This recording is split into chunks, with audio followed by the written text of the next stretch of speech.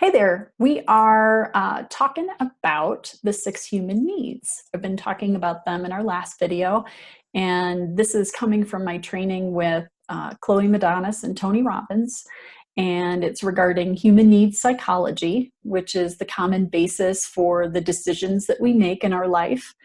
And there are 6 human needs, and the first 4 are for survival. That's certainty, variety, significance, and love and connection. And then the last 2 are the needs that are required for fulfillment in life. So the first 4 we have to meet those needs in order to survive. And we meet them in lots of different ways, and people do it every single day. It's not right or wrong. It's just something that we need to do in our life, and we do it most likely unconsciously, unless you're consciously working on making choices and being intentional in your life. Most of the time, people are just making these decisions unconsciously every day. And we do this. This is what drives our behavior, are the human needs. Okay. So the first 4 are for survival, and the last 2 are for fulfillment. So you can have the first 4 without the last 2.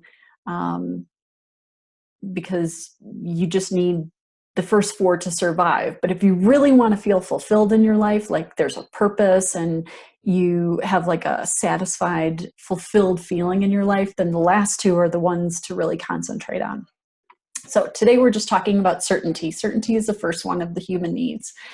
And certainty is about being comfortable and safe. It's the ability to avoid pain, and it's more of a survival instinct. And we want to feel comfortable in our environment and in our relationships, right? We want to be certain that we aren't going to feel pain continuously, especially.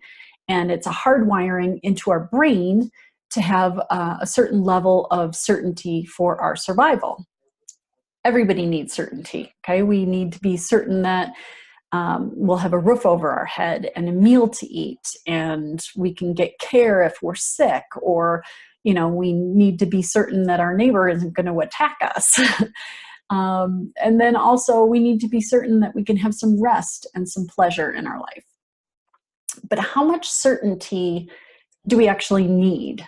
Okay, how much do you think you have to have in your life? And the degree to which certainty is needed or wanted will vary from person to person. Okay, everybody doesn't have the same amount of certainty that they need in their life. And what I've noticed is that the enjoyment of your life is in direct measure to the amount of uncertainty that you can comfortably live with. So when things go awry in life, how well you cope with the uncertainty of what's happening or what's going on, the unknowing of when things are going to change and go back to being comfortable again. How well do you deal with that?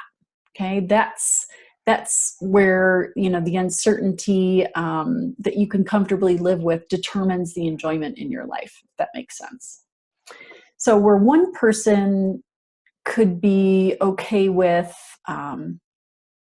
living in a one-room rented room in someone's house and having an unemployment check, okay, one person would be okay with that.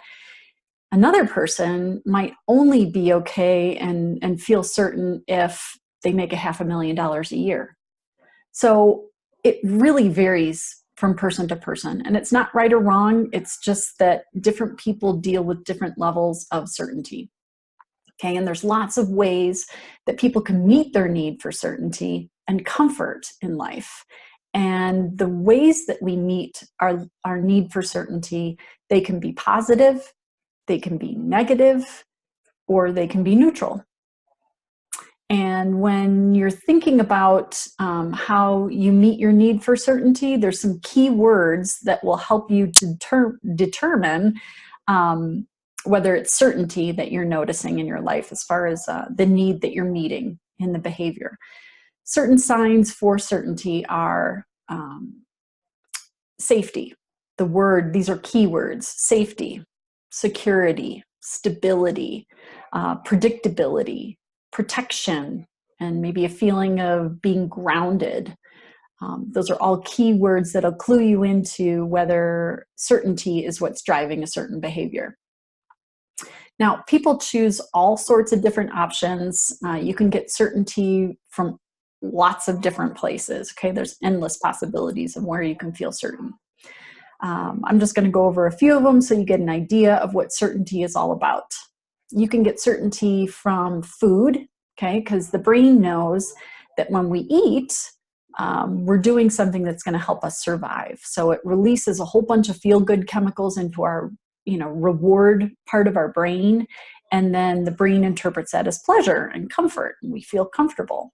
Okay, you can get certainty from a spiritual belief or a religion, which is something a lot of people count on to feel peace. You can get certainty from drugs and alcohol, okay, because it promises a feel-good time, even though